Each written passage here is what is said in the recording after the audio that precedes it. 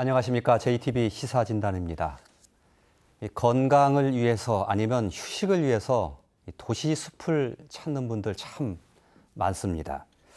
그런데 이 도시 숲을 우리들에게 제공해주는 도시공원이 자칫 사라질 위기에 놓여 있습니다.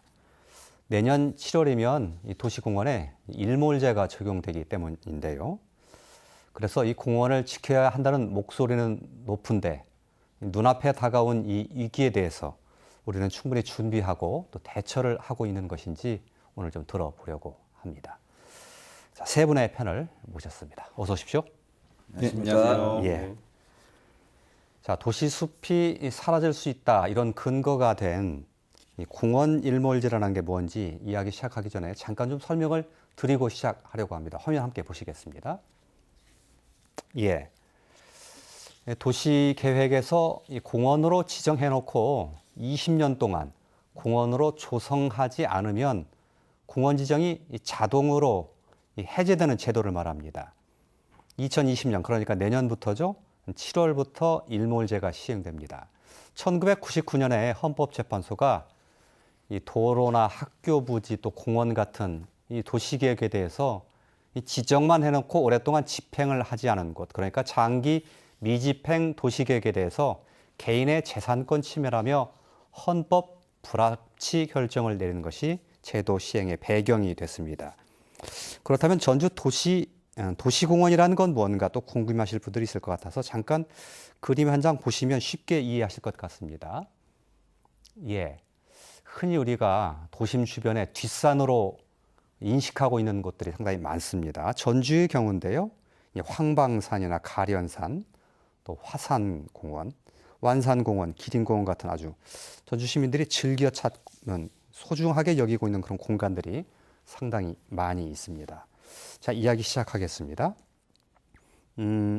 조금 전에 도시공원이 어떤 곳인가 다들 짐작을 하셨으니까 아시겠지만 체감적으로 다 아시겠지만 그래도 조금 머릿속을 좀 정리하고 가는 의미에서 이 도시공원이 가지는 가치, 어떤 공익적인 가치가 있는 것인지를 좀 한번 설명을 듣고 좀 가는 것 좋을 것 같습니다. 김택진 대표님께 좀 말씀을 여쭤봐야 될 것 같습니다. 어떤 그 공익적 가치와 소중함이 있는 걸까요? 산소통이 없는 거나 마찬가지죠. 사람한테. 도시공원이 공원이 없을 경우는. 뭐 공원의 내용도 좀 중요하겠지만 나무와 사람과의 관계는 서로 뗄래야 뗄 수 없는 그런 관계라는 게 굉장히 중요시되고 있고, 전주시 같은 경우에도 1000만 그루 나무 심기를 왜 하겠어요? 사람들한테 쾌적한 환경권을 좀 돌려주기 위해서 그런 점도 있죠. 그리고 앞으로 지구촌이 좀 더 기후변화 시대가 좀 오면서 각 지역마다 얼마만큼의 녹지를 확보하느냐가 굉장히 중요한데 그 녹지가 사람들의 쾌적한 삶과 또 행복한 삶의 기준이 될 수 있다라고 하는 것이죠. 요즘에 이제 귀농귀촌 하시는 분들도 상당히 많은데 오히려 살러 오시는 것보다도 시니어가 되면은 적어도 평안하게 좀 살고 싶었고 또 평안한 쾌적한 그런 환경 내에서 살고 싶어하는 그런 영향들이 더 많아서 특히 전주 같은 경우에는 덥잖아. 여름에 너무 덥다고 하는 게 15년, 20년 전보다도 더 그런 이야기가 많이 나오고 있는데 그래서도 아마 전주 같은 경우에는 더 필요한 그런 지역이지 않나라고 보는 것이죠. 알겠습니다. 뭐 조금 전에 말씀해 주신 그나마 열성과 관련돼서도 이제 말씀해 주신 것 같고 특히 도시라는 게 사실은 콘크리트로 이루어진 뭐 덩어리 아니겠습니까? 맞습니다. 그래서 이 도시공원은 특히 더 중요할 것 같은데 조금 전에 말씀해 주신 열성도 중요할 것 같고 뭐 미세먼지 얘기도 있고 이러던데요. 그러니까 그 부분을 좀 강조해 주신다면? 조금 이걸 이제 단어로 좀 정리를 하면 도시숲은 친환경 키즈랜드다. 아이들이 그 친환경적으로 놀 수 있는 키즈 카페라고 보시면 될 것 같습니다. 요즘 동네마다 이제 아이들 놀이 카페들이 많이 생기는데 굳이 그런 비용 들이지 않아도 될 것 같고요. 그다음에 이제 천연 에어컨이다. 그러니까 실제로 그 도시공원 녹지 안과 그다음에 대로변 같은 경우는 뭐 7, 8도 이상의 차이가 나고요. 온도차. 일상적으로 그 도시 공원과 주변 주거 지역만 놓고 보더라도 2, 3도 이상의 차이가 발생을 하거든요. 그래서 천연 에어컨이다 볼 수 있을 것 같고요. 그다음에 이제 국립 그 산림과학연구원에서 발표한 자료인데 고성능 공기청정기다. 그러니까 요즘 PM10, 그러니까 미세먼지보다 초미세먼지에 대한 걱정들이 더 커지고 있잖아요. 근데 도시숲이 PM2.5 초미세먼지를 40% 정도 저감을 한다 이렇게 되어 있습니다. 그렇게 되어 있고요. 그 다음에 이제 우리 시민들이 뭐 늘 그 휴식 공간으로 찾는 곳이잖아요. 그래서 무료로 이용할 수 있는 고품격 힐링 센터다 이렇게 볼 수 있을 것 같고 숲이 원래 가지고 있는 이제 공익적 가치 하면은 수원, 그러니까 물을 지하 수원을 늘려주는 거, 그 다음에 홍수 피해를 방지하는 거, 그 다음에 이산화탄소라든지 이런 온실가스를 흡수하는 이런 역할들은 이제 기본적인 공익적 그 기능이라고 볼 수 있을 것 같습니다. 예, 알겠습니다. 정리하자면 미세먼지도 줄여주고 열섬도 저감시켜주고 뭐 휴식의 공간도 제공해주고 시민들도 정서도 치유해주고 등등 등의 굉장히 소중한 기능을 하기 때문에 매우 중요한 것이고 그래서 이 도시공원, 도시숲을 지키는 것이 매우 소중할 텐데 이제 시간이 얼마 남지 않았습니다. 2020년 7월부터 자동적으로 이제 공원으로 지정된 곳이 도시계획에서 해제가 되니까요.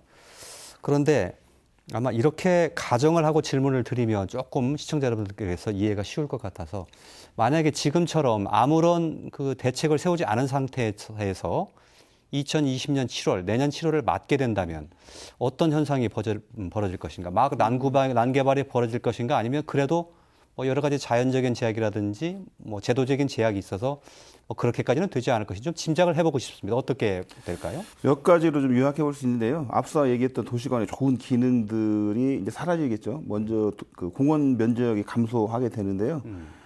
그 얘기는 만약에 아무런 조치를 취하지 않고 2020년 7월에 된다면 난개발이 막 이루어질 수 있다라는 말씀이시네요. 그렇죠. 난개발을 통해서 이제 공원으로서의 개발과 기능을 못하게 되는 거고, 그건 그만큼 그 시민들에게 주어지는 그 공원 면적이 줄어들 뿐만 아니라 또 하나는 설령 도시공원이 생긴다 할지라도 소규모의 도시공원들 또 매입이 가능한 일부 구간에 대해서 공원들이 조성이 되기 때문에 뭐 이른바 분절화 그래서 관리도 어려울 뿐더러요. 효율적으로 관리하기도 좀 어렵고 이용하기도 불편하기도 할 거고요. 또 공원이라고 하면 보통 산을 올라서 내려가고 뭐 이런 걸 우리가 흔히 공원으로 하는데 그런 정도의 대규모 공원으로서 기능이 사라지고 아주 작은 구금의 소규모 기능과 어떤 이미지 이런 것들이 사라진다고 또 볼 수 있고요. 또 중요한 건 그 사유지 난개발로 인해서 또 출입이 또 제한되기도 하고 시민들의 또 공원 이용권들이 심각하게 제한될 수 있을 거라고 예측하고 있습니다. 혹시 공원을 난개발에 좀 초점을 맞춰서 여쭤본다면 도시공원구에서 해제가 된다고 하더라도 이 지역 예를 들면 녹지로 지정돼 있다든가 이렇게 되면 다른 또 장치가 있어서 개발이 좀 어려운 거 아니냐 이렇게 보는 시각도 있던데 어떻습니까? 현황이 어떻게 되는 건가요? 각 지방자치단체마다 오히려 난 다르게 좀 접근을 해야 된다라고 봅니다. 전주하고 익산하고 군산이 틀리듯이 더군다나 전주하고 익산, 군산은 또 새만금의 영향권을 가지고 있습니다. 도시가 개발하면 할수록 비점 오염원이라는 게 더 많아져서 오히려 전북 지역은 독특한 그런 형상을 가지고 있는 것이어서 오히려 도시공원이 일종의 완충지역 역할을 하는 거죠. 스폰지 역할을 해줘야 되는 건데 공원이 점점 없어진다고 하는 이야기는 내년도에 대수조정해야 되는데 비점 오염이 80%거든요. 그러면 도시계획에도 문제가 생기는 것이어서 특히 그런 문제가 있고 전주 같은 경우에는 전주를 둘러싸고 있는 도시공원이었는데 이 공원들이 점점 하나씩 없어진다라고 하는 이야기는 지금처럼 열섬의 효과가 또 있다고 하는 것이죠. 그 부분도. 제가 드렸던 질문의 초점은 도시공원 구역에서 해제가 되면 빗장이 완전히 다 열려서 난개발이 막 시작되는 거냐 아니면 또 다른 장치가 좀 있는 거냐를 여쭤보는 거거든요. 그러니까 원래 이제 토지는 공적인 이용을 전제로 해서 계획이 되어 있는 거지 않습니까? 그래서 아마 도시공원 구역에서 해제가 되면 원래 토지의 용도, 녹지는 녹지대로 있을 거고요. 임야, 그다음에 전답, 논밭은 그대로 있을 겁니다. 대지도 있을 거고요. 그래서 실제로 이 도시공원 일몰제가 일몰제에 의해서 해제가 된다고 하더라도 각각 뭐 개발행위가 뭐 그 물밀듯이 밀려오지는 않을 거다라고 보는 게 있습니다만 어쨌든 현재 토지 소유자들 같은 경우는 해제에 대한 기대들이 있는 거지 않습니까? 그리고 원래 그러니까 지금 현재 사실상 대지만 개발이 가능합니다. 직접적으로 예. 전체 전주시 같은 경우 공원이 해제된다고 하더라도 대지 면적이 차지하는 비율이 한 3% 정도 되거든요. 예. 그래서 이 3%에 대한 사실은 우선 매입이라는 이런 게 조치가 필요한 것 같고요. 예. 나머지 예를 들면 전답이라든지 임야 같은 경우도 조건에 따라서 토지의 형질 변경이 가능하잖아요. 예. 이런 부분들을 제한할 수 있는 제도라든지 이런 부분들을 이제 해야 되는 거고 가장 크게는 아까 대지 부분들 우선적으로 매입을 하고 비재정적인 대책이라고 한다고 보면 도시 자연공원 구역이라든지 아니면 지구 단위 계획이라든지 이런 것들을 통해서 토지의 공적 이용 그리고 지속 가능한 이용에 대한 계획들을 좀 미리 좀 세워야 되는 겁니다. 지구 단위 계획도 사실은 그 이전에 세워져야 되는 거고 예. 도시 자연공원으로 지정을 하려면 또 지정 절차를 밟아야 되잖아요. 예. 이런 부분들이 사실상 지금 매우 늦어지고 있는 이런 상태라고 봅니다. 예. 그러니까 다시 원래 질문으로 돌아가자면 만약에 이 상태에서 내년 7월을 맞게 된다면 자연 지형상 굉장히 개발하기가 용이한 곳, 평지에 가까운 곳은 굉장히 개발 압력이 높아질 것이고 그 중에서도 대지로 되어 있는 곳은 특히 더욱더 난개발이 이루어질 가능성이 매우 높다 이렇게 볼 수 있는 거네요. 현재 도시계획 그 사항 저희가 전주시에서 개발 행위가 가능한 건 흔히 표고하고 경사도를 많이 보거든요. 이제 표고는 해발 고도를 기준으로 하면 70m 미만이거나 아니면 경사도로 이제 15도 미만의 경우에는 이제 개발 행위가 가능하고 또 그 이상의 경우면 개발을 할 수가 없습니다. 예, 예. 그걸 현재 놓고 보면 전체 내년에 일몰제로 해제되는 사유지가 13.14제곱미터, 그러니까 약 397만 평 정도인데 예. 그 중에서 개발이 아까 그 표고와 경사도를 기준으로 해서 개발이 가능한 곳을 살펴보면 예. 2.02제곱킬로미터 약 61만 평 정도 되고요. 예. 개발이 불가능한 곳, 현제 예. 도시계획상 예. 그 조례상 불가능한 곳은 7.42제곱킬로미터 약 224만 평 정도. 근데 실제로는 그 개발이 불가능한 지역이 더 많긴 합니다. 예, 예. 다만 개발이 가능한 지역을 중심으로 해서 난개발이 진행이 된다거나 또 개발이 불가능하다고 하더라도 개인의 어떤 그 사유권, 그 사적인 재산권 행사를 이유로 해서 예를 들면 그 산책로라든가 통행료를 막아버린다든가 예, 예. 이런 걸 하게 되면 예. 개발은 안 되더라도 이용에는 불편함이 있을 거고요. 예, 예. 개발이 가능한 곳 대부분 아마 그 공원 그 도시관리 계획상 공원하고 그 인접해 있는 부분들 알겠습니다. 예. 이런 곳에 대한 개발 압력도 상당히 높아질 거라고 봅니다. 예. 전체적으로 보면 전주시의 경우에 자연 지형상 개발이 불가능한 경우가 한 68% 되는 정도 되는 것으로 제가 예, 알고 예, 있는데, 예. 그러니까 한 3분의 2 정도는 개발을 불가능하지만 그렇듯 반대로 보면 3분의 1 정도는 개발이 용이한 곳이라는 것이 아마 아니겠습니까? 개발 압력이 상당히 높아질 거라고 생각합니다. 예, 예. 용이한 것도 예, 문제인데요. 예. 개발에 대한 필요성이죠. 왜 개발을 해야 되느냐라고 하는 필요성이 좀 조사가 될 필요가 있다라고 하는 점. 예. 여기가 왜 아파트가 들어와야 되는지 운동장이 들어와야 되는지라고 하는 그 지역에 대한 개발의 필요성이 그 지역의 개발 분야하고 도시계획하고 나는 같이 맞물려서 들어가기 때문에 예. 장기적으로 이런 계획들을 좀 준비해 놓는 게 중요하다. 예, 알겠습니다. 그래서 그런 곳들에 대해서 만약에 개발이 이루어지게 된다면 도시공원의 면적이 줄어들 뿐만 아니라 조금 전에 얘기했던 분절화 같은 문제, 뭐 공원인 곳과 사실은 원래 한 덩어리였는데 네. 공원인 곳에서 또 개발이 된 곳이 있고 그대로 공원은 살아있는 곳이 있고 이게 나눠지게 된단 말이죠. 그리고 또 아까 말씀드렸던 그 울타리를 친다든지 예, 예. 그런 펜스 같은 거 쳐서 출입을 제한한다든지 이렇게 해서 시민들이 도시 공원을 제대로 이용할 수 없게 되는 이런 문제들이 생길 수 있다라는 점을 말씀을 해주신 것 법적인 같습니다. 문제도 하나 있습니다. 예. 그러니까 예를 들면 법으로 도시 1인당 공원 면적을 6제곱미터 이상 확보를 하게 돼 있는데요. 그 내년에 이거 저희가 사유지를 매입을 못한 상태에서 해제가 되면 공원 면적의 79.4%가 사라지게 되는 겁니다. 예, 예. 그렇게 되면 현재 지금 전주시 1인당 공원 면적이 확보 면적이 26제곱미터거든요. 근데 이게 5제곱미터로 줄어들게 됩니다. 예, 예, 그러니까 예. 법적으로 도시민들의 최소한의 쾌적한 삶을 위해서 확보하라는 면적조차도 확보하지 못하게 되는 거고요. 예. 전체 공원에서 시설률 40%를 못 넘어가게 돼 있습니다. 자연대로 예. 그대로 놔둬야 되는데 예. 이 40% 초과돼서 법적으로 요구하는 기준도 맞추지 못하게 되는 이런 상황에 직면하게 돼 있다고 예, 보십니다. 알겠습니다. 그건 다시 말씀드리면 그만큼 대책이 소중하다, 절실하다 이렇게 요약할 수 있는 거고 그 대책이 뭐가 돼야 되는지에 대해서는 조금 후에 얘기를 나눠보도록 하겠습니다. 자, 그런데 이렇게 대책이 중요한데요. 사실은 이게 공원일몰제라는 게 20년 전부터 예견이 돼 있었잖아요. 그래서 그때부터 차근차근 준비를 해 나갔어야 되는 것이 마땅하다고 보는데 20년 된 것에 대해서 우리 사회가 준비를 얼마나 했는지 좀 궁금한 거시적인 차원에서 하나하나 뭐 사세한 건 나중에 따지더라도요. 준비가 좀 많이 돼 있다고 평가를 해야 되나요? 어떻습니까? 준비가 거의 돼 있지 않아서 지금 전국적으로 다 문제가 아주 심각한 상태이고요. 예.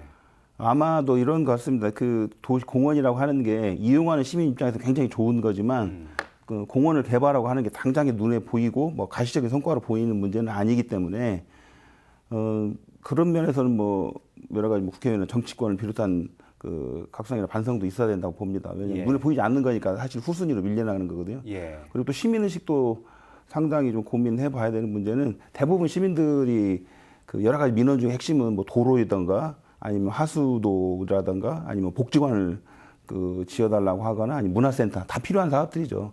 근데 그런 것들은 이제 눈에 가시적으로 보이는 거고 여러 가지 요구가 맞춰서 우선순위에 그 먼저 투자가 되지만 공원 같은 거는 잘 보이지 않는 것이어서 항상 후순위로 밀리는 거거든요.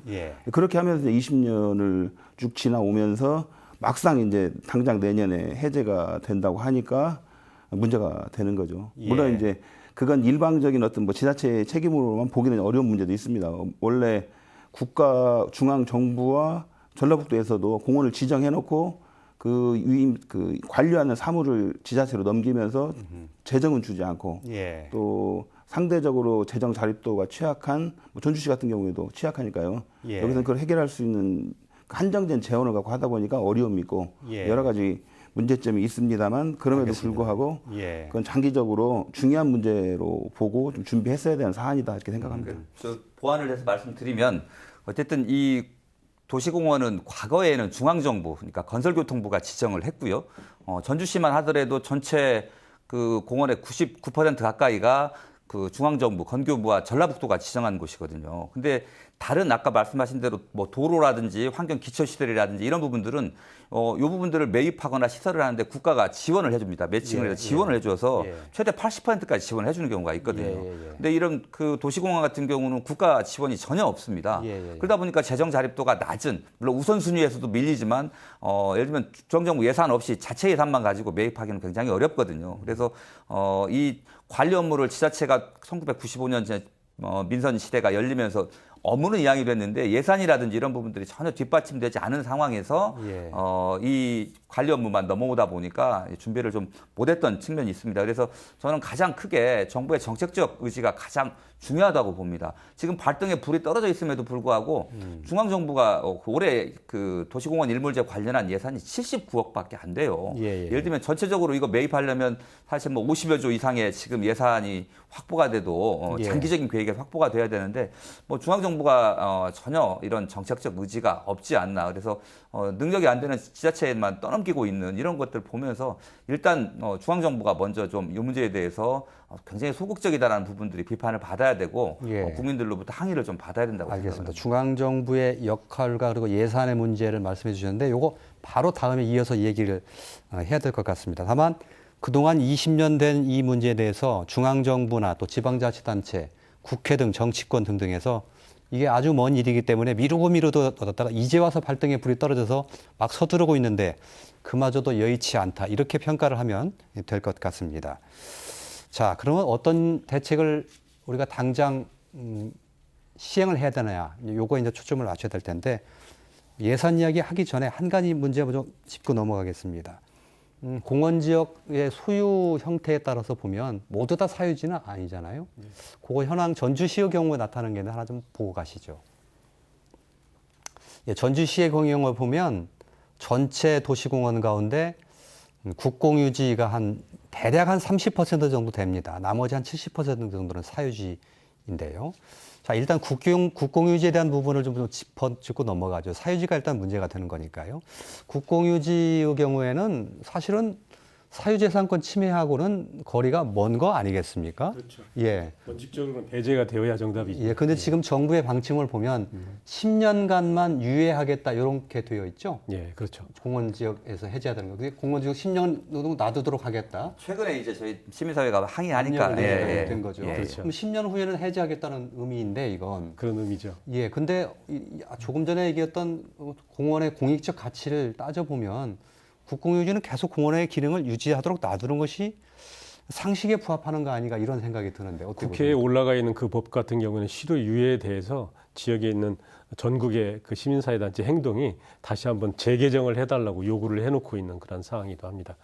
일단은 배제를 해놓고 지역마다의 개발에 대한 타당성이나 개발에 대한 여건이 맞아진다라고 하면 지역의 도시계획에 삽입을 해서 할 수 있도록 이렇게 해야지 중앙정부가 개발을 하라 하지 마라라고 이렇게 규정할 필요는 없다라고 보는 것이어서 예. 오히려 그걸 좀 실효유예를 법에 제한을 좀 해놓고 있는 그런 상황입니다. 그러니까 이거를 예를 들면 국가가 소유하고 있는 땅 전국 평균으로 놓고 보면 한 26% 정도 되거든요. 예. 도시의 유형에 따라서 어떤 도시는 92%가 국공유지예요. 그러면 당연히 이제 약간 이 도시의 지속 가능성 문제라든지 이 도시 숲의 공익적 가치들을 국가가 사실은 지켜야 되는 거지 않습니까? 그렇게 되면 이건 당연히 유의하는 게 맞는데 실제 정부 중에서도 기재부라든지 국방부라든지 이런 데 소유한 땅들이 굉장히 많은데 특히나 기재부 같은 경우는 이제 이런 것들을 용도를 좀 해제를 한다거나 이런 권한들이 있는 거지 않습니까? 그렇게 해서 이제 신도시 개발이라든지 이런 부분들이 있는 건데 이거는 드러내놓고 국가가 나서서 땅 장사하겠다라는 것밖에 안 되는 거거든요. 예. 시대 차익을 얻겠다라는 거고 예. 그래서 국가가 도저히 그래야 될 이유가 없는 거지 않습니까? 어쨌든 작은 정부를 표방하고 해야 되는 거고 도시의 난개발 문제가 심각해지고 있는 상황에서 부처 간의 이해관계가 조금 다르긴 한데 적어도 그 국공유지에 포함되어 있는 도시공원들 요거를 어떻게 할 건지에 대한 합의들이 좀 있어야 되는 건데 예. 그 뭐 결론은 분명하다고 생각을 합니다. 그래서 예. 현재 뭐 10년이 아니고 뭐 이건 아주 영구적으로 해제하지 않고 그렇죠. 지속 예. 가능하게 그 도시로서의 어떤 공익적인 숲으로서 기능을 유지할 수 있도록 해주는 게 맞다고 저희들은 생각합니다. 예, 그렇게 하려면 아까 법 말씀하셨는데 입법을 새로 해야 됩니까? 그렇죠. 법 개정을? 새롭게 요구를 해서 이번에 아직 국회에 잠자고 있는 법들이 거의 상당히 많습니다. 예. 그 법에 대해서 내용을 좀 보완할 필요가 있겠다라고 예. 보는 것이고 예. 20년 전에 우리는 그런 아픈 경험도 했었죠. 그린벨트가 해제되면서 이것 그린벨트는 세계적으로 유명했었던 하나의 그린벨트였었는데 그게 해제가 되면서 전국의 공원 면적이 예. 반절 이상 줄어버렸거든요. 예. 이런 실수가 다시 한번 나오지 않도록 하는 예. 그런 영향력이 이번에 법 개정이라고 보겠습니다. 예. 어쨌든 과제 하나 1번 추린다면 국공유지에 대해서는 영원히 도시공원으로 계속 배제한다. 묶어둘 수 있도록 법을 예. 개정하는 것. 이게 예. 필요하다. 이렇게 하나 결론 지을 수 있겠고요. 예. 자, 그러면 예산 문제 좀 얘기 하나로 보겠습니다. 자, 가장 좋은 방법. 이제 중요한 게 사유지에 관한 건데요. 사유지는 사실은 이제 도시계획으로상 공원으로 지정해 놨으니까 사실 지방자치 같은 곳에서 사들여서 공원의 기능을 계속 유지하면 좋은 건데 다 사기에는 좀 예산이 좀 살림이 빠듯하고 뭐 어떻게 하면 좋으냐 이런 이제 문제가 생기는 건데 전주시의 경우에 지금 입장은 예를 들면 어떤 겁니까? 전주시의 경우에는? 전주시의 경우에 앞서 말씀드렸지만 자동 실효 예상이 되는 공원 부지 그 공원으로 전체 다 조성한다라고 가정했을 때 소요될 예산이 1조 1,524억 정도 예상을 합니다. 전체 다 사들일 경우에 예. 사들여서 공원으로 조성했을 때. 공원으로 조성해. 매입비 플러스 공원 조성비. 조성비. 예. 그 중에서 이제 토지 보상비가 3,500억 정도 가능하고요. 예. 3,500은 그건 그 사유지와 국공유지 뭐 다 이제 포함해서인데 아니 그 중에서 우선 전주시에 이제 고민하고 있는 계획은 사유지 중에서도 앞서 말씀드렸지만 개발이 가능한 곳이고 예. 현재 도시계획 그 조례상 불가능한 곳이고 예. 우선 개발이 가능해서 개발 압박이 높을 것으로 예측하고 있는 부지를 매입하는 예산을 대략적으로 예. 판단해 보면 1,450억 정도. 1,450억. 예, 그래서 10년간에 걸쳐서 145억의 예산을 확보해서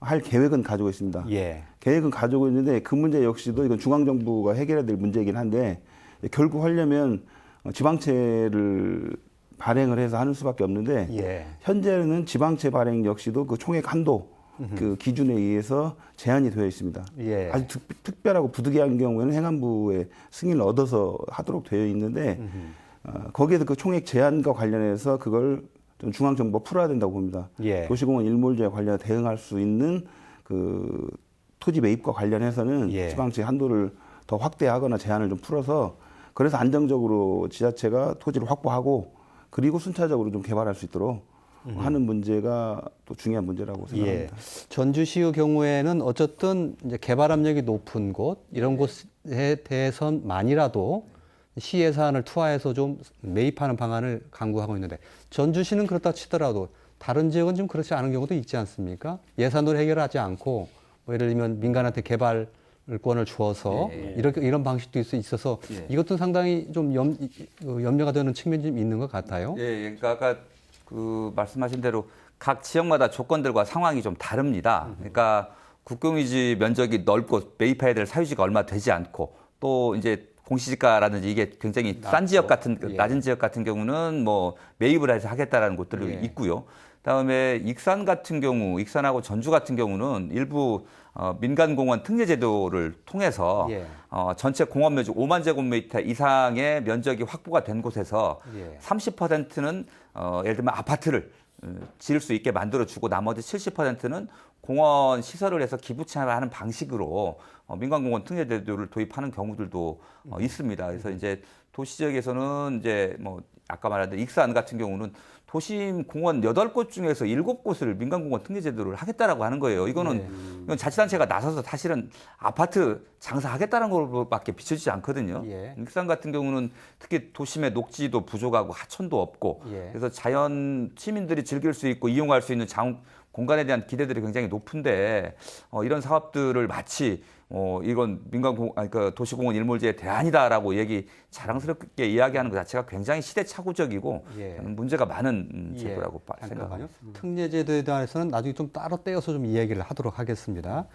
김진호 의원님 얘기를 좀 정리를 하자면 전주시에서 1,450억 정도 드는데 개발 압력 높은 거 사들이려면 10년간에 걸쳐서 한다라도 1년에 140억 정도씩 투하를 해야 되고 이것 자체도 굉장히 재정에는 압박이 좀 돼서 실제로 실현 가능할지에 대해서는 미지수라는 말씀이시죠?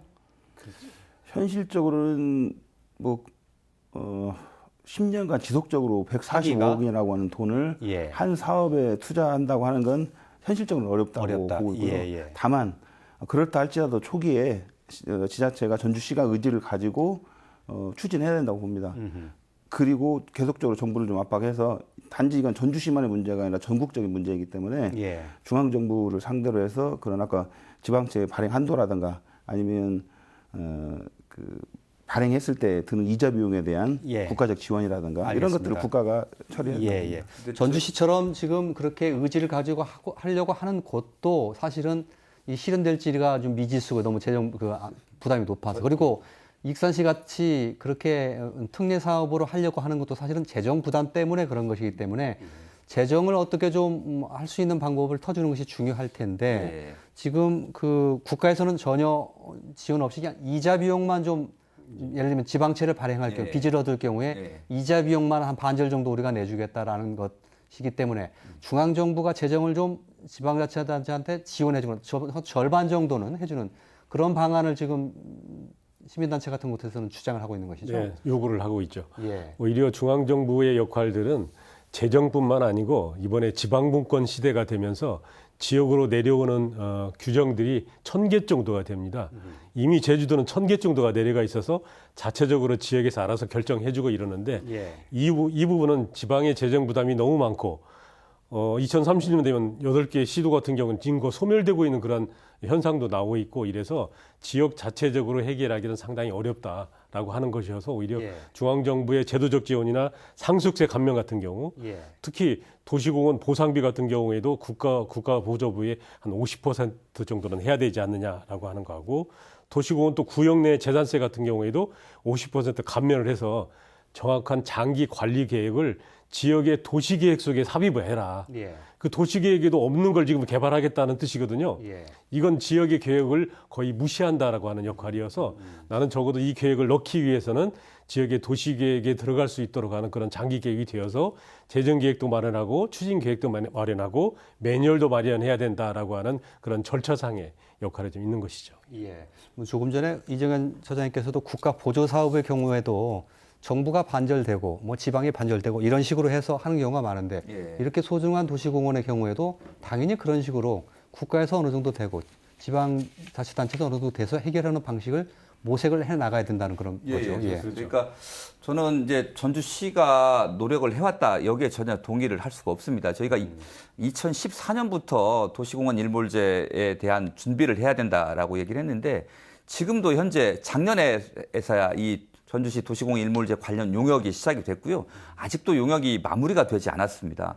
그러면 뭐 이 예산이라는 것들이 예를 들면 중장기 계획 속에서 뭐 내년 예산, 단계적 예산들이 좀 수립이 되어야 되는데 그런 준비가 전혀 돼 있지 않고요. 그다음에 아까 뭐 지구 단위 계획이라든지 그다음에 도시 자연공원 구역이라든지 예를 들면 예산으로 해결하지 못하는 것들은 예. 도시공원이라든지 토지를 공적으로 이용하는 여러 가지 수단과 도구들을 사용을 해서 지정을 하면 되는 부분들이거든요. 근데 이런 것들을 하려면 좀 합의도 돼야 되고 설명도 돼야 되고 시간이 좀 걸리게 됩니다. 근데 예. 이런 부분들에 대해서 준비가 너무 늦어지다 보니까 이걸 좀 제대로 이행하기가 좀 어려운 조건이어서 굉장히 예. 저희들은 그렇고요. 서울시 같은 경우는 2002년부터 2018년까지 약 1조 9천억 정도의 예산을 투입을 해서 준비를 꼭 해왔었습니다. 그래서 매입도 좀 해왔고 아까 말한 대로 우선 매입지 중에서 실제로 매수 청구권을 확보할 수 있는 이런 대지들은 우선적으로 매입을 해왔고요.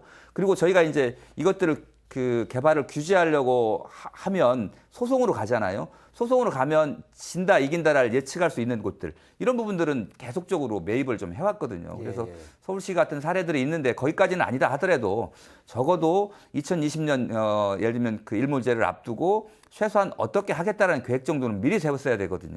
그런 부분들이 안 되는 게 전주시 굉장히 같은 경우에는 예산에 대해서 별도로 이 예산을 별도로 세우겠다 이런 고민도 좀 필요하지만 예. 기존에 있던 예산에서 콜라보 예산으로 쓸 수 있는 게 생태도시 조성사업 예산이 있습니다. 예. 더군다나 1,000만 그루 나무 심기 예산이 있어요. 예. 1,000만 그루 나무 심기 같은 경우에는 지금 심을 지역이 없어서 찾고 있거든요. 예. 오히려 나는 생태도시 그 예산의 계획도 1,200억 정도 돼요. 예. 또 1,000만 그루 예산도 있으니까 나는 예. 이런 사업들을 부처 간의 콜라보레이션을 통해서 오히려 이쪽 지역에다 적용해서 활용하는 것도 또 하나의 지역에 대한 특징을 가지고 있는 예산 전용 방법이라고 저는 생각합니다. 예. 이 얘기는 김진호 의원께서도 말씀을 하신 게 좋을 것 같은데 그 예산 이쪽에도 옮겨서 쓰면 되는 거 아니냐 이렇게 말씀하시는데. 실제로 저희가 그 예산 심의를 하면서요. 여러 가지 불합리한 그 예산이거나 급하지 않은 예산들에 대해서 삭감을 통해서 그 예산은 장기 미집행 그 시설에 그 매입하는 예산으로 하도록 해서 예산을 만들어서 예. 요청도 했고 실제 그렇게 해서 예산을 세우기도 했었습니다. 예. 근데 이제 그 규모라고 하는 게 앞서 말씀드렸듯이 우선 당장 뭐 개발 가능지만 해도 1,450 정도는 상당히 많은 예산을 이제 투자를 해야 되는데 예. 규모의 문제라고 할 수 있고요. 예. 지금부터는 그 규모를 전폭적으로 좀 키워서 해결하지 않으면 안 되는 정도 이제 상황이다. 이렇게 알겠습니다. 자, 그러니까 여기서 지금 중요한 예산의 문제에 있어서 중요한 것은 지방자치단체 예산만으로는 힘에 부치니까 국가에서 좀 보조를 해주는 것이 중요한데 지금 현재 상태로 보면 정부가 그렇게 능동적으로 움직이는 것 같지는 않아요. 도와줄 생각이 있다 이렇게 의지를 보이는 것 같지는 않아서 그게 지금 문제 아닙니까? 예. 맞습니다. 그게 문제죠. 그래서 계속 지자체 차원에서도 그걸 요청을 하고 있는 것으로는 알고 있는데요. 예. 아마 그런 문제에 대해 해결하지 않는 한 전국적으로 발생할 수 있는 아주 심각한 문제이기 때문에 예. 반드시 정부에서도 그 문제에 대해서는 해법을 내와야 된다고 생각합니다. 예. 지난 7월 초에 그 김현미 장관이 이렇게 얘기를 했어요. 공원 사업은 원래 지방자치단체 사무인데 중앙정부가 보조를 해주는 거다 이렇게 얘기를 하고 있어서 정부 책임이 없다고 한 발 뺐거든요. 그래서 이제 뭐 저희들이 이렇게 규탄하는 성명도 내고 문제 제기를 좀 했는데 어쨌든 정부가 그 요 부분들에 대한 확고한 의지, 예를 들면 계획들을 정부가 먼저 만들어내야 됩니다. 그래서 아까 얘기한 대로 저희들은 다른 도시계획 시설처럼 공원을 매입할 경우에 적어도 50% 정도는 매칭해서 지원해주는 부분들이 좀 필요할 것 같고요.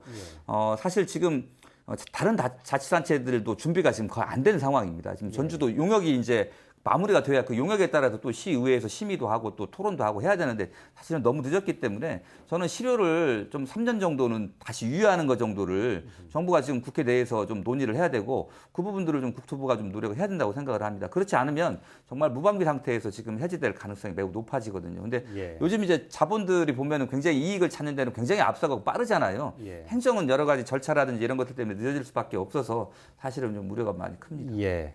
정부에게 그런 여론을 계속해서 전달하고 또 압박을 가하는 것, 이것이 하나의 뭐 수단이라든지 해법이 될 수 있을 것 같은 생각이 드는군요. 이정현 차장님께서 좀 전에 민간 특례 사업 그 말씀해 주셨는데, 익산시의 경우에 지금 특히 이제 이 방법을 동원을 많이 하려고 하는 것 같습니다. 전체의 공원 면적 가운데서 한 30% 정도를 개발을 할 수 있게 해주고, 그 대신에 전체를 매입해서 시라든지 이런 지방자치단체에게 기부채라하는 이런 방안인데, 민간 특례 사업 굉장히 비판적으로 말씀을 해주셨어요. 근데 예산이 부족하면 어쩔 수 없이 선택하는 방안일 수밖에 없지 않느냐, 이렇게 반박도 좀 할 수 있을 것 같은데 어떻습니까? 그러니까 얼핏 보면, 그러니까 전체 100에서 30%는 개발하고 70%는 우리가 사서 돌려주니까 이게 이렇게 해서라도 공원을 많이 지킬 수 있는 거 아니냐, 이익이지 않느냐라고 얘기할 수 있는데, 다르게 보면 아까 우리 김진욱 의원께서 말씀하신 대로 3분의 2는 사실상 개발하기 어려운 곳이고 한 3분의 1 정도가 개발이 가능한 곳이다라고 놓고 보면 되면, 다시 보면 개발이 가능한 곳은 다 개발하겠다라는 계획이나 마찬가지거든요. 그것도 특히 이제 이게 보통 우리 이제 시민들이 개발을 하면 난개발이긴 하지만 다세대 주택 중심의 낮은 층수를 지을 수밖에 없는 거지만, 여기서는 그 대규모 아파트 단지를 지을 수 있게 만들어주는 거거든요. 그래서 이제 여기에 대한 특혜 시비는 일어날 수밖에 없는 거고요. 두 번째는 아파트가 들어설 수 있는 곳은 아까 예를 들면 이 도시공원, 예를 들면 뭐 덕심공원의 정상부에 들어서는 게 아니거든요. 일반 시가와 용지하고 아주 연접해 있는 곳. 그러니까 낮은 지대에 아파트 단지가 들어서고 고지대는 공원으로 보존하는 방식인 건데, 이게 낮은 지대의 공원들의 시민들의 이용률이 훨씬 높다라는 겁니다. 예를 들면 우리 어르신들이 산책하기 좋은 곳은 산 꼭대기까지 올라가시는 분도 계시지만 주로 산 주변에 둘레길을 산책하거나 이런 거고, 아이들도 그쪽을 이용하는 건데, 실제로 개발이 가능한 곳들은 다 아파트를 짓는 거고, 특히나 시민들의 이용이 굉장히 높은 곳을 이 공동주택들이 점유하게 됨으로 인해 가지고 거기 사시는 분들은 뭐 좋을지 모르겠습니다만 그 공원을 이용하시는 분들의 이용권들은 상당 부분 제한될 수밖에 없다, 이렇게 보여집니다. 그래서 광주 같은 경우에서도 이제 이건 논의를 좀 일찍 시작을 했는데, 전체 이걸 100으로 놓고 봤을 때 광주가 10%가 안 돼요. 그러니까 몇 군데는 이제 사전에 협의를 해서 개발이 가능한 것을 먼저 꼽았는데, 국토부가 지금 30% 개발 가능하고 했는데 광주시 같은 경우는 평균 10%, 그러니까 100에서 10%만 가능하더라도 충분히 이익은 난다라고 이제 광주시에서도 판단하는 것 같습니다. 사실은 뭐 30%든지 10%든지 전체의 면적 중에 개발권을 준다고 하더라도 그 개발되는 지역이라는 게 뭐 노약자라든지 또 어린이 이런 사람들이 쉽게 접근할 수 있는 그 녹지 공간이어서 이건 이런 터를 아예 없애버리고 개발권을 주는 것이기 때문에 굉장히 문제가 심각하다, 이렇게 이제 보치는 건데, 그럼에도 불구하고 행정기관에서 저렇게 밀어붙이고 있으면 어떻게 해결해야 됩니까? 전 지역의 주민 참여나 시민 참여를 위한 공론화가 안 돼 있다고 보는 것이죠. 그 여론조사라고 하는 그런 방법이 앞으로는 내년에 국회에 들어가 있는 지방자치법이 통과가 되면 당연하게 주민 의견을 묻도록 되어 있는 형태가 되어 있습니다. 근데 그런 것도 묻지도 않고 행정에서 먼저 계획을 세워놓고 이대로 따라왔으면 좋겠다라고 하는 것인데, 오히려 나는 의회가 이런 걸 적절하게 그런 완충 지역의 역할을 좀 해주면서 시민 민간 협의회가 꾸준히 좀 진행되어서 지역의 여론도 만들고, 익산 지역이 틀리고 전주 지역이 틀리듯이 그 지역의 특징을 이 계획에다가 어떻게 담을 것인지라고 하는 것을 조금 더 공론화를 했으면 하는 그런 공론화 기구가 꼭 필요하다라 봅니다. 알겠습니다. 익산의 얘기가 오늘 사례가 많이 거론이 됐는데, 익산의 그 가장 유명 뭐라고 할까요? 이름을 많이 타는 곳이 배산공원 아닙니까? 그런 곳에 아파트 들어선다고 하면 도시민의 정서상으로도 이건 상당히 반발이 좀 있을 것 같기는 한데, 어쨌든 익산시 지역 단위의 지역사회 차원에서 활발한 논의, 감시 좀 이루어지길 바라겠습니다. 한 가지 더 얘기할 거, 공원 지역에서 해제하는 지역에 대해서 또 다른 일종의 지정을 하는 도시자연공원 구역 같은 예. 이런 방안도 논의가 얘기가 되고 있던데 이건 또 사유재산 침해하고도 좀 부딪히는 부분이 있어서 이 부분에 대해서는 어떻게 생각하시는지 좀 얘기를 듣고 싶은데요. 어떻게 보십니까? 현재 그 일몰제로 해제되는 공원에 대해서 그 대응하는 방법은 크게 이제 세 가지 정도가 있거든요. 하나는 예산을 투여해서 매입하는 게 예. 있고, 또 하나는 앞서 얘기했던 건 민간과 협력해서 민간 방식의 이제 공원으로 특례 공원을 조성하는 방식이 하나 있고요. 또 하나는 예산이라는 걸 투자하지 않으면서 이제 그 개발을 억제할 수 있는 게 도시계획적인 어떤 전략 측면인데, 하나는 개발이 불가능한 곳은 현재 개발 행위 그 조례 기준을 가지고 조정을 하면 되니까 그건 현재 그 기준대로 가면 어차피 개발이 이제 어려울 거라고 보고요.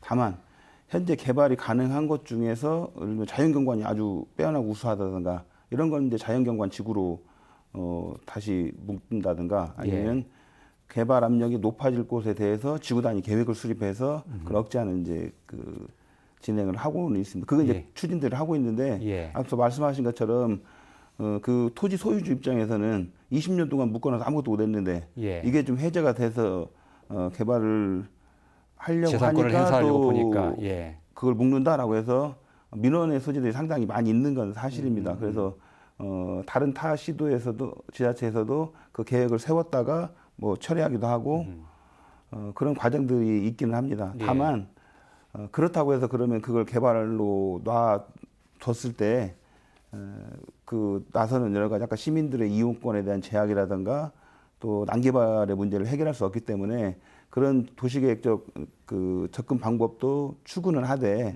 앞서 얘기했던 것처럼 그건 아까 그 주민과의 공감대 형성이나 이런 게 좀 필요하겠죠. 근데 실제로는 이게 해제가 되면 바로 개발해서 어떤 수익을 얻을 것으로 토지 소유자는 기대는 하겠지만 실제 그렇게 할 수 있는 건 아니거든요.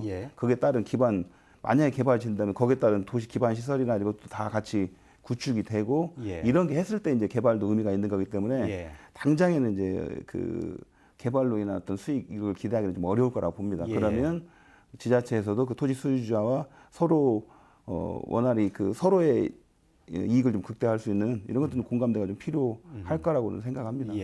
지구 단위 계획 같은 걸로 어느 정도 제한을 하는 방법이 동원될 수 있는데 이건 또 사유재산을 침해할 수 있는 요소가 있기 때문에 접점을 찾는 방법이 상당히 중요할 것 같은데 그런 방법의 하나로 일종의 뭐 임차제도 같은 게 상당히 논의되고는 있던데 예를 들면 재산세라든지 뭐 상속세 이런 것들을 감면해줘서 토지 수요들한테 어느 이득을 주되 또 공익적 기능 그대로 유지하는 방법 이런 방법은 하나의 접점으로 이용할 수 있습니까? 아니면 이것도 좀 문제가 있습니까? 어떻습니까? 이미 시민사회 쪽에서는 상속세의 40% 정도를 감면해 줘야 된다라고 좀 요구를 했고요.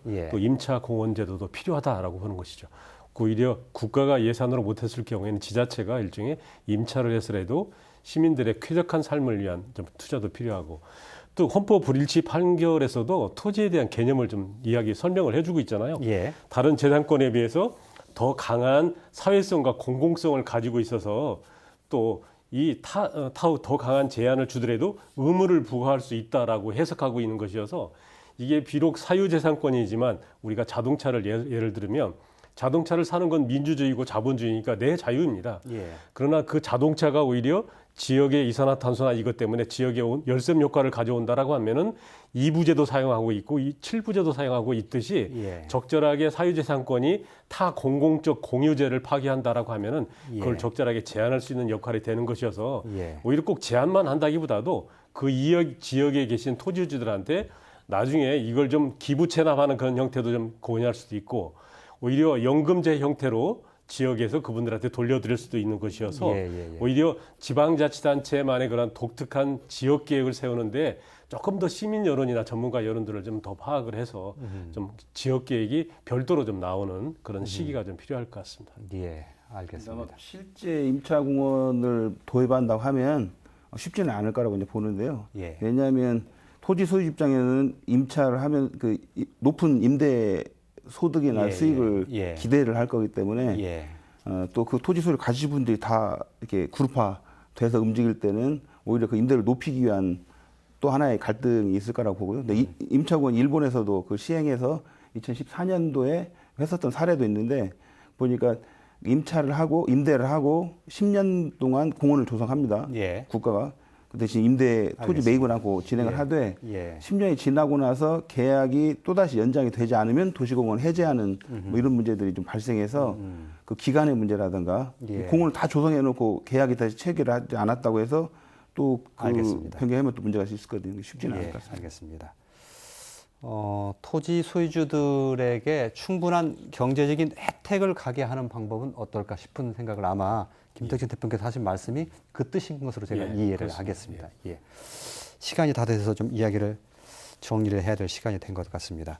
마무리 말씀 시간을 드리려고 했는데 그럴 시간은 되지 않는 것 같고 정리를 해야 될 것 같은데 오늘 말씀 듣고 보니까 20년이나 된 일인데 너무 우리 사회가 준비가 안 돼 있다는 생각이 들고 이제 막 닥쳐서 숙지하는 것처럼 이게 상황이 돼버렸는데 어차피 그렇게 상황은 된 것이고요. 지금부터라도 정말 그 도시공원을 지키기 위한 강력한 대책 그리고 발빠른 대응 좀 필요하지 않나 싶은 생각을 하면서 그렇게 좀 일이 이루어지기를 바라겠습니다. 오늘 세 분의 말씀 잘 들었습니다. 고맙습니다.